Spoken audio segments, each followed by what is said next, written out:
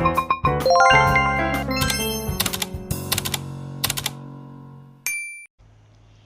guys! Welcome to my channel. Gusto ko lang i-share sa inyo yung pinagdadaanan ko regarding sa ngipin ko. Grabe, ang sakit ng ngipin ko ngayon.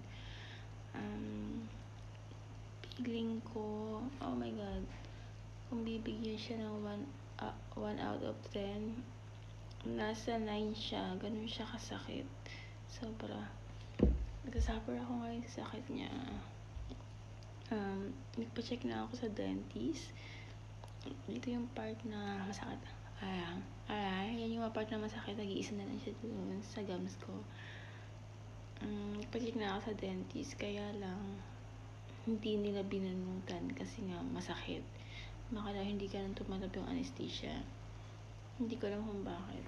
Kasi before, iba kasi yung dentist sa pinuntahan ko. Before, ganito din nangyari, masakit, pero binunutan naman nila. Pero dahil nga masakit yung pagkabunot nila, ramdam mo na masakit talaga na binubunutan ka. Pero pwede mo naman sabihin sa dentist na masakit para dagdagan nila anesthesia. Pero usually, hindi ka nang tumatalab yung anesthesia eh. Mararamdaman mo talaga yung sakit, kaya tiis ka na lang talaga. So bukas, try ko pumunta ulit sa kabilang dentist kung bubunutan ba nila yung ngipin ko na masakit. As in, masakit siya. Nararamdaman ko yung tumitibok-tibok siya. Tapos, pag nahahawakan ko siya, nasasaga siya na iba kong ngipin. Sakit, sobrang sakit.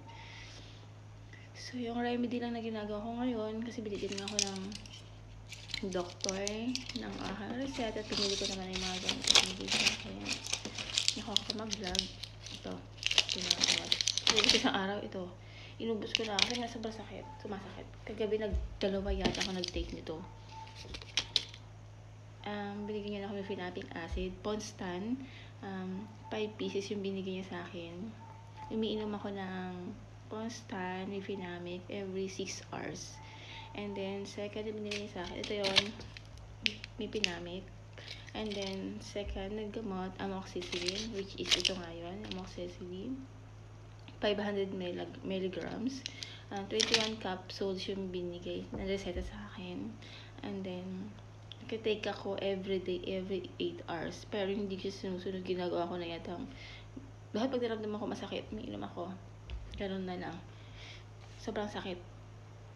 Sa Phenomic naman, sa amoxicillin kasi, kaya tayo naresetahan kasi nga para sa bacteria, mamatay yung bacteria, at sa Phenomic naman para sa sakit.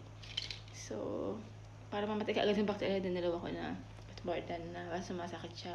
Ganun ang ginagawa ko. So, bukas, try ko pumunta sa dentist kung hanggang hindi lang bubulutan nila ako at masakit.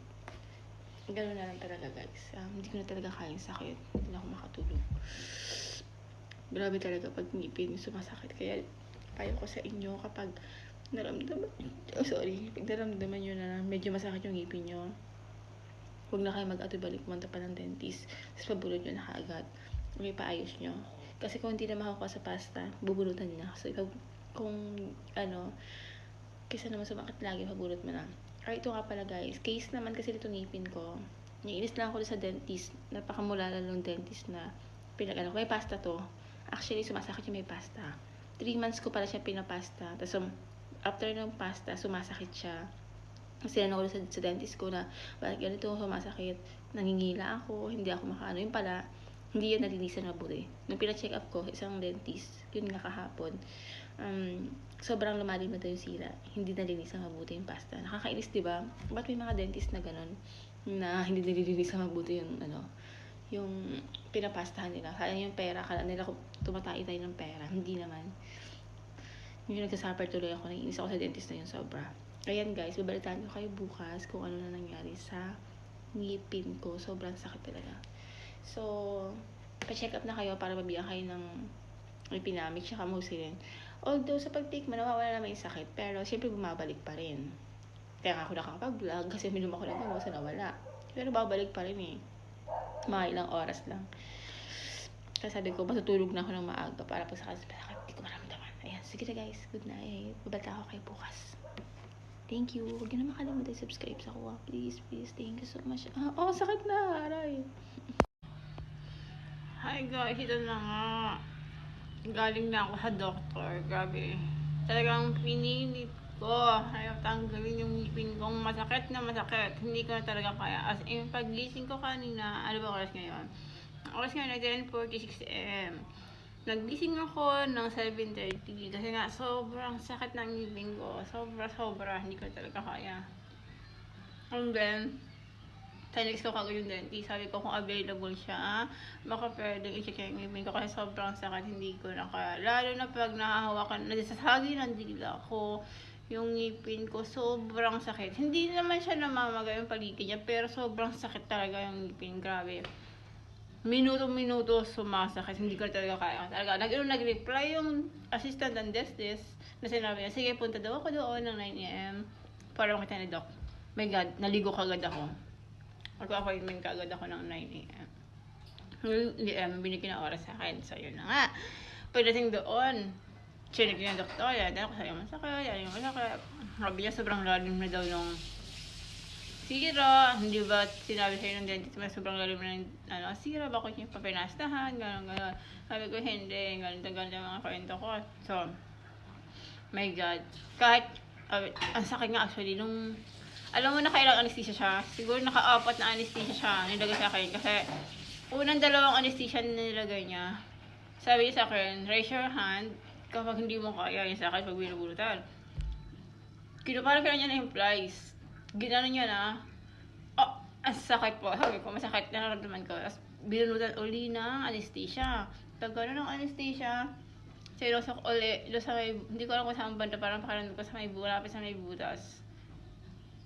Hinuhukay. Sabi niya, masakit ba dito? Hindi po. Ang hinuhukay, wala ka pa kaya mo. Masakit po, Doc, pero ako, tolerable naman yung sakit, kaya ko.